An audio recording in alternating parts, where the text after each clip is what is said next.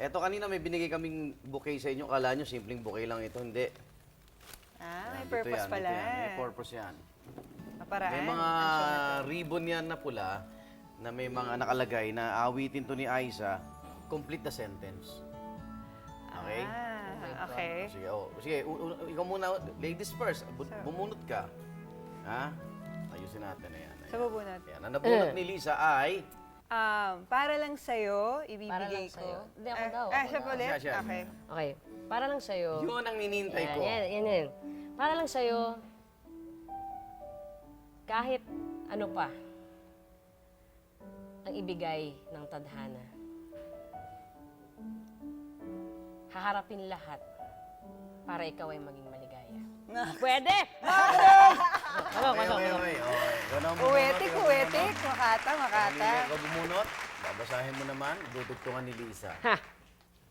Anong nabunot mo? Pagdating ng panahon, Sinabi ko sa sarili ko na bilis! matatagpuan ko ang taong mamahalin ko habang buhay.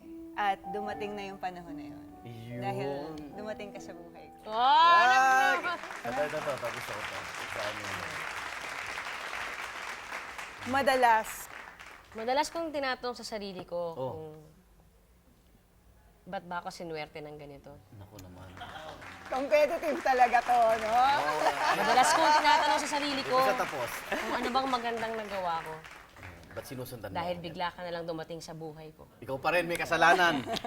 Okay. O, ikaw, Aiza. Dapat ba nandito tayo, ha? Okay. Ito, para sa'yo. Ay, para sa'yo ito. Bagay na bagay. Sorry.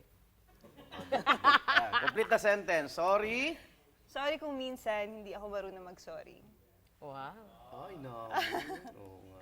Valentine's Day episode po ng ng Tonight with Arnold Glavio. Diba? Anong message mo kay Aiza, Lisa?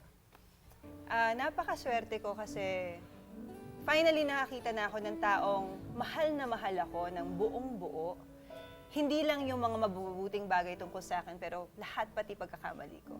And I think that's the kind of love that a lot of people would want to have in their lives, and I have it. I am so lucky kasi meron akong katulad niya na mahal ang buong pagkatao ko. At ramdam na ramdam ko yun. Gwapo na, sexy pa. Okay. Aiza, anong mensahe mo? Yung pinakamamahal? Siguro ako na yung nuknukan ng binayaan ng todo-todo dahil meron akong kagaya mo. Na sinasabi mong pagmamahal na binibigay ko, ikaw yung nagbibigay nun sa akin eh. Nababalik lang kasi punong-puno.